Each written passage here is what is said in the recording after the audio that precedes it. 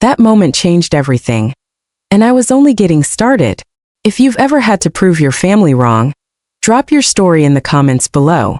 Hit like and subscribe for more real family drama.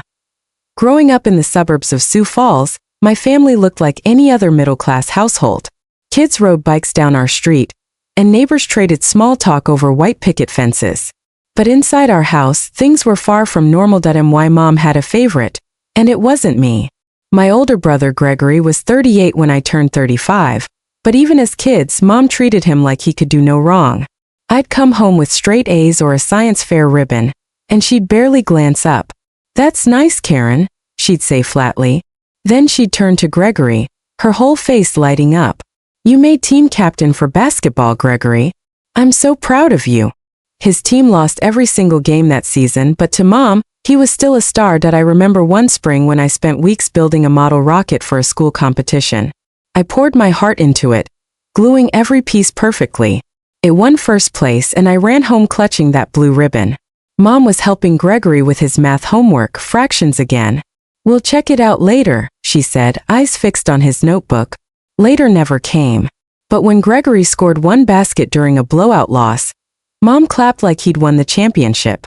I stood there, ribbon in hand, feeling invisible. It wasn't just school. I joined the debate team in middle school, practicing until my voice was hoarse. I won regionals, even got my picture in the Sioux Falls paper. Mom didn't show up. But when Gregory got a C in history, she baked a cake to celebrate his effort. I'd lie awake at night replaying those moments, wondering why my best was never enough. It wasn't about praise, it was about belonging in my own family. Dad tried to make up for it. He'd notice when I went quiet, then take me to the park and push me on the swings. "You're going to do big things, Karen," he'd whisper. His voice soft, almost like he didn't want Mom to hear. But he never stood up to her. When she went on about Gregory's potential, Dad's jaw would tighten, but he'd stay silent, choosing peace over confrontation. I used to wish he'd say something, anything, to make her see me. One summer, I built a birdhouse for woodworking class. It was simple, but I carved my initials into the side, proud of every straight nail I'd hammered in. I showed it to Mom, hoping for even a flicker of interest. She glanced up from her magazine. "That's cute," she said, then went right back to reading. The next day, Gregory broke his skateboard doing some stunt, and Mom spent hours comforting him, promising a new one. My birdhouse sat on my shelf, forgotten. Aunt Beatrice, Dad's sister, was different. She'd visit on holidays, always bringing me books on architecture or astronomy. "Keep going, kid," she'd whisper, squeezing my shoulder. "You're special." Once, when I was 12, she found me sulking after Mom praised Gregory for tying his shoes. She pulled me aside, handed me a small journal and said, "Write your dreams here. They're yours, not hers." That journal became my sanctuary, a place where I sketched plans for a future no one could ignore.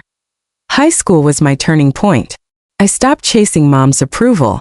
I threw myself into every project and every club, determined to carve my own path. I started reading about real estate, fascinated by how people built fortunes from smart investments. It wasn't about the money. It was about creating something solid, something Mom couldn't dismiss.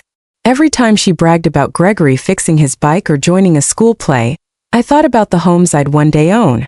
I wasn't just trying to compete with him. I was determined to surpass everyone's expectations. One memory from that time still stands out. In 10th grade, I organized a school fundraiser for a local charity. We raised enough to buy books for underprivileged kids, and the principal called me on stage to thank me. I looked out, searching for Mom in the crowd. She wasn't there. Gregory had soccer practice and she was cheering him on, even though he spent most games on the bench. I gripped the microphone, smiled, and promised myself I'd never let her indifference hold me back again. Looking back now, I don't think Mom meant to push me away. Maybe she thought Gregory needed her more. Or maybe she saw herself in him. But it didn't matter. The constant comparisons, the dismissive tone, the way she brushed off my achievements, it all lit a fire in me. I wasn't just going to succeed. I was going to make them see exactly what they'd overlooked. And I'd do it without her applause, on my own terms. After leaving home for college, I started fresh. I earned a full scholarship to the University of South Dakota, majoring in business with a focus on real estate. My professors noticed my drive, assigning me to lead projects and praising my instinct for numbers. By junior year, I was interning at a real estate firm, learning how to spot undervalued properties and flip them for profit. It felt like solving puzzles only I knew how to complete. After graduation, I didn't rush back to Sioux Falls. I stayed in Vermilion working at that firm and saving every penny. At 23, I made my first big move, buying a small duplex, fixing it up and renting it out. That first taste of rental income showed me what was possible. Over the next few years, I expanded carefully, a condo here, a townhouse there.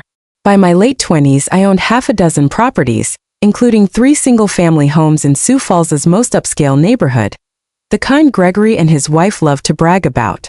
Those 3 houses alone were worth over $2 million. But I kept it quiet. Mom and Dad had poured their money into Gregory's wedding, a lavish affair with a live band and an over-the-top venue. They even helped him and his wife buy their first house, a shiny 4-bedroom with a perfect view. When I graduated, I got a card in the mail with a $50 check and a note. "Congrats on graduating, Karen." That was it. That I wasn't surprised, but it sealed my decision to keep my wins private. Why give them the chance to compare or minimize what I'd achieved? So I lived simply, renting a modest 1-bedroom apartment in downtown Sioux Falls. My tenants paid my bills and my savings grew quietly.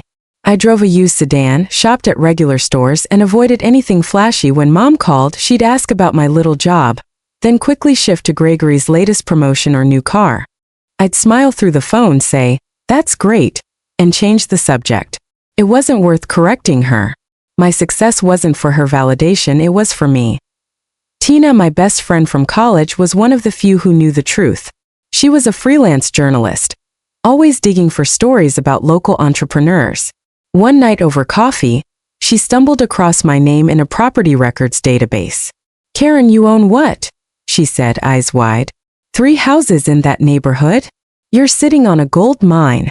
I laughed it off, but she wouldn't let it go. "Why hide it?" she pressed. "You're killing it. Own that success," Tina said, grinning. I shrugged, stirring my coffee. "It's not about them knowing. It's about me knowing." Tina shook her head but didn't press. She respected my choice, even if she thought I should be shouting it from the rooftops. Meanwhile, Gregory and his wife leaned hard into their showy lifestyle. They filled social media with vacation shots, designer outfits, and their oversized SUV gleaming in the driveway. Mom would forward me those posts, gushing about how well they were doing. I'd scroll past, unimpressed. That I knew the math. Their spending didn't add up. A friend in finance once mentioned Gregory had taken out a second mortgage just to keep up appearances. I didn't say a word. Let them think they were winning. My properties were generating steady cash flow, and I was already eyeing my next investment, a commercial lot downtown. What drove me wasn't the money. It was the control, the independence, the proof that I didn't need anyone's validation. Every deal I closed reminded me of what I could accomplish despite Mom's indifference or Gregory's shadow. Sometimes I'd walk through my properties, checking repairs or greeting tenants, feeling that quiet, steady pride. These weren't just buildings, they were my empire, built brick by brick. Without a single handout. I never forgot why I started. As a kid, I'd been the one Mom overlooked, the daughter whose trophies didn't matter. Now, I was the woman who owned half the block where Gregory's mansion stood. I kept that secret close, not out of shame but strategy. One day I'd show them. Not to brag, but to make them see what they'd missed. Until then, I worked, I planned, and I waited. Last Sunday, I drove to my parents' house in the suburbs of Sioux Falls. It was one of those family dinners Mom insisted on, the kind where everyone pretends to get along. The smell of her signature roast filled the air as I took my usual seat at the table. Mom was already in full swing, glowing as she raved about Gregory and his wife's new mansion. "It's got a heated pool, Karen," she said, her voice full of awe. "And those custom drapes in the dining room, imported from Italy." Gregory leaned back, a smug grin spreading across his face. "Took us months to pick the perfect chandelier," he added casually. His wife chimed in, bracelets clinking as she gestured. "The walk-in closet alone is bigger than most people's bedrooms," she said, tossing her hair. Mom clapped her hands, delighted. "You two are living the dream," she exclaimed. Ignoring my untouched plate, I forced a polite smile, used to the routine. Then Mom turned to me, her tone shifting, part pity, part judgment. "Karen, Don't you ever get tired of that tiny apartment? You should see their place, it's a real home. Gregory smirked. His wife stifled a laugh. I gripped my fork tighter, saying nothing across the table. Aunt Beatrice caught my eye. She didn't speak, but her steady look was grounding. A quiet lifeline telling me to stay calm. I nodded faintly, grateful. Dad, as usual, stayed out of it, slicing his roast with surgical focus. Mom's voice filled the silence again, describing every inch of Gregory's mansion, the granite countertops, the surround sound, the backyard pergola. They're hosting a charity gala next month, she added proudly, as if I hadn't organized fundraisers of my own back in high school. Then came the bombshell. Mom set down her wine glass, her tone suddenly serious. Your grandfather's trust fund, she said, looking at Gregory. We've decided it's best to pass it all to you and your wife. You're building such a bright future. My stomach dropped. Years ago, she'd promised that trust, a modest but meaningful inheritance, would be split between us both. I'd counted on it once, early in my career, back when I was barely scraping by to buy my first property. I stared at her, waiting for an explanation, but she wouldn't meet my eyes. Gregory leaned forward, barely hiding his satisfaction. We'll put it to good use, Mom, he said smoothly. Maybe an extension for the guest wing. His wife nodded eagerly. Or a new deck for summer parties, she added, her voice dripping with entitlement. Heat rose in my chest, fury and betrayal twisting together. Aunt Beatrice's hand twitched like she wanted to intervene, but she stayed quiet, her eyes never leaving mine. Dad shifted in his seat, knife scraping his plate, but he didn't look up. I took a slow breath, forcing my voice steady. Mom, you said that fund was for both of us, I said evenly. She waved a hand dismissively. Karen, you're doing fine in your little apartment. Gregory needs it more. He's got a family to think about. That was it, the breaking point. All the slights, all the favoritism, all the years she refused to see me, it all came crashing down. I thought of my properties, my late nights, the empire I'd built without a cent from her or Dad. Gregory basked in her praise while his wife planned how to spend what should have been mine. I glanced at Aunt Beatrice. Her barely visible nod said everything. My pulse pounded, but my voice stayed calm. I wasn't that forgotten kid with the birdhouse anymore. Mom kept talking, still praising Gregory's vision for the trust. You should be proud of your brother, she told me, as if I'd done nothing worth notice. I set my fork down. A sharp clink that cut through the room's chatter. Every head turned. I leaned forward, voice low but full of years of restraint breaking free. Mom, you promised that trust fund was for both of us. But you know what? I don't need it. Angie. I straightened, my voice slicing through the tension. I'm done letting you pretend I'm nothing. I've built an empire larger than anything you've handed Gregory. And I did it without your help. Then Dad spoke, his voice quiet but firm like a dam finally breaking. She's right, Vivian. The room froze, every head turning toward him. Mom's eyes blazed. Charles, don't you dare, she hissed. But Dad didn't back down. You favored Gregory his whole life, and it's hurt Karen more than you realize. Look at what she's accomplished. She doesn't need your money, but she deserves your respect. His words landed like thunder, shaking the air. Mom's face twisted with shock and anger, her fingers gripping the edge of the table. Gregory squirmed in his chair, his bravado gone. His wife stared at the floor, her earlier smugness gone silent. I rose, pushing my chair back with a scrape. I'm not here to beg for approval, I said, sweeping my gaze across Mom, Gregory, and his wife. I've spent years proving myself, and I'm done letting you pretend I don't exist. Gregory, enjoy your mansion. I own the block around it. Mom, keep your trust fund. My legacy is bigger than anything you've given him. I grabbed my purse, gave Aunt Beatrice a nod, and walked toward the door. Mom's voice followed, sharp and defensive. Karen, you're being ridiculous. But I didn't look back. This wasn't about making a scene. It was about reclaiming everything they tried to take from me. After my outburst, the air at the table grew heavier. Mom's expression hardened, her eyes narrowing as she jabbed a finger toward me. Karen, you're just showing off, she snapped, her tone dripping with contempt. This is disgraceful, throwing your so-called success in our faces. She didn't apologize, didn't even pause to think. Instead, she doubled down, her words cutting like glass. You've always been jealous of Gregory's success. Maybe if you'd worked harder, you wouldn't feel the need to embarrass yourself. Gregory jumped in, his voice defensive and loud. Yeah, Karen, what's your problem? We're doing fine without you stirring things up. His face flushed, desperation replacing confidence. His wife nodded sharply, her tone shrill.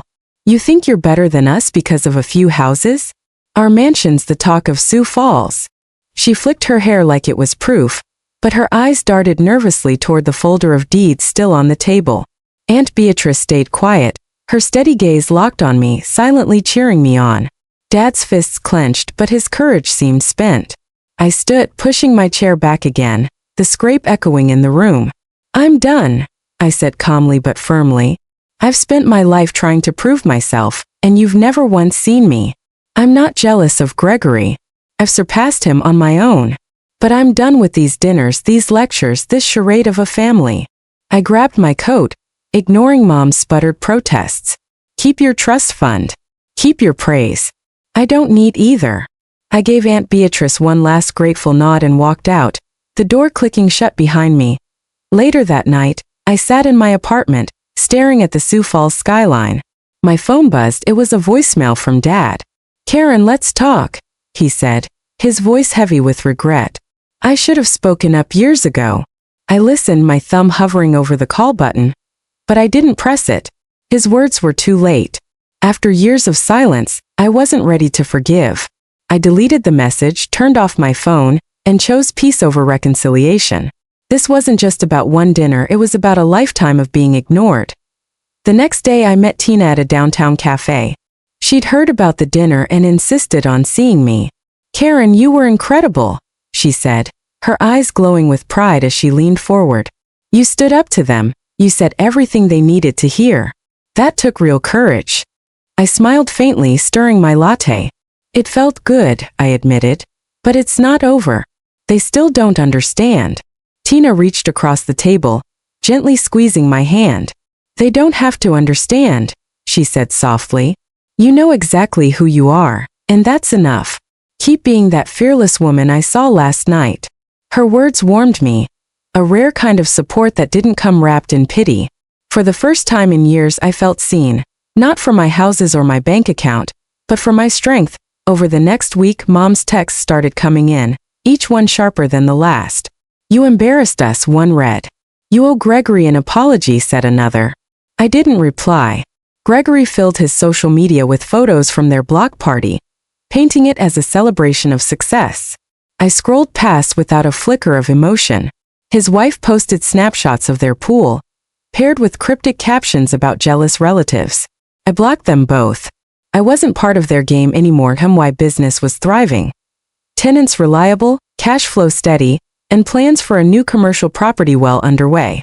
My world no longer revolved around their approval. A few days later, Dad called again, leaving another voicemail. Karen, I'm proud of you, he said quietly. I made mistakes staying silent all those years. Please, let's talk.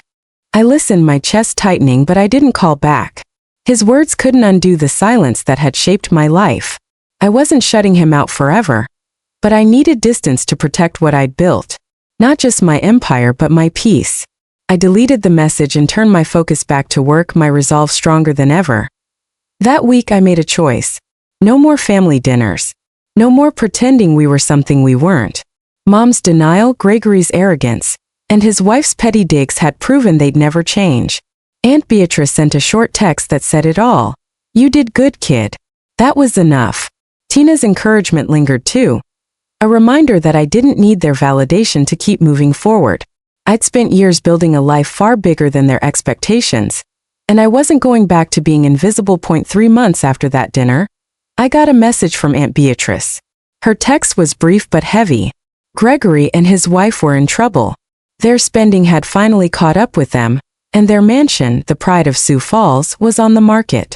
A mutual friend in real estate told her the bank had started foreclosure proceedings after they defaulted on their second mortgage. They drained their savings, maxed out credit cards, and couldn't sustain the facade any longer. By month's end, they'd sold the house at a loss and moved into a one-bedroom apartment on the edge of town, a far cry from their heated pool and imported drapes. Aunt Beatrice also filled me in about Mom and Dad. Their marriage, already fragile, had splintered under the weight of everything that came out that night. Dad finally confronted Mom about her favoritism, admitting it had torn the family apart. Their fights became constant, echoing through the neighborhood late into the night. Mom refused to back down, insisting she'd done right by Gregory. But Dad didn't stay silent this time. He moved out, settling in a modest condo downtown, leaving Mom alone in that big suburban house. Beatrice said he looked worn out, burdened by the years he'd spent keeping the peace. Meanwhile, my own life was expanding in ways I'd only dreamed of. I launched a charitable foundation dedicated to education, funded by profits from my properties, to provide scholarships for underprivileged students. The first event was a quiet triumph, awarding grants to 10 high schoolers heading to college. I called it the Horizon Fund, a symbol of hope and the future I wanted to help create. Standing on that small stage, watching those students and their tearful parents, I felt a satisfaction deeper than any business success.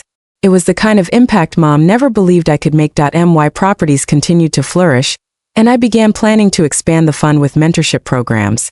A week after the event, Tina reached out again, this time working on a feature about local philanthropists for a regional magazine. "Karen, your foundation's making waves," she told me over coffee, notebook in hand. "People are talking about how you're changing lives." I smiled, stirring my drink. "It's not about attention," I said. "It's about doing something real." She grinned, jotting notes. "That's exactly why it's worth writing about." When her article was published a month later, it highlighted my work without a single mention of my family, and I appreciated that. My accomplishments stood on their own, no longer tied to proving anyone wrong. Mom tried calling a few times, leaving voicemails that swung between defensive and pleading. "Karen, we need to talk as a family," one said. Another, "You've made your point. Now stop this nonsense." I didn't answer. Gregory sent one text, accusing me of ruining everything with my stunt at dinner. I blocked him too. His wife's posts had shifted from bragging about luxury to vague complaints about hard times. I didn't care to watch their downfall unfold, and my focus was where it belonged. On my foundation, my tenants, my next investment, and the peace I'd carved out for myself. Their collapse wasn't my goal, but it was the result of their own choices, and I felt no guilt watching the truth catch up to them. 6 months after that dinner, I sat on my balcony overlooking the Sioux Falls skyline. The city lights shimmered like quiet proof of how far I'd come. I thought back to that night, the moment I walked away from the table, finally free of the weight I'd carried for years. Letting go hadn't been easy, but it had set me free. I'd spent a lifetime chasing their approval, only to realize I never needed it. My success, my foundation, my peace, they were mine alone, built without anyone's permission. I wasn't the forgotten daughter anymore. I wasn't living in Gregory's shadow. I was my own person, whole, steady, and unapologetically independent. That week, Aunt Beatrice emailed me, inviting me to join a community outreach project she was leading. "You'd be a great fit, kid. No family drama, just good work," she wrote. I smiled, grateful, but politely declined. I wasn't ready to re-enter any space connected to Mom, Dad, or Gregory. Beatrice understood. She always did. By then, Mom and Dad's separation was official. Their marriage had crumbled under years of denial and silence. Gregory and his wife were barely scraping by, struggling to cover rent and bills. Their social circle had vanished, their perfect life nothing but a memory. Looking back, I saw what Mom's favoritism had cost, not just me but all of them. Gregory's dependency left him unprepared for real life. Mom's blindness pushed Dad away, leaving her alone. The house of cards they built collapsed the moment I spoke the truth. But the lesson wasn't just theirs. It was mine too. Protecting your worth sometimes means walking away, even from those who share your blood. Cutting ties didn't make me cold, it made me free. That I'd built a life larger than their expectations, and I was never going back to being invisible. Thank you for listening to my story. If you've ever had to stand up for yourself, share your experience in the comments below.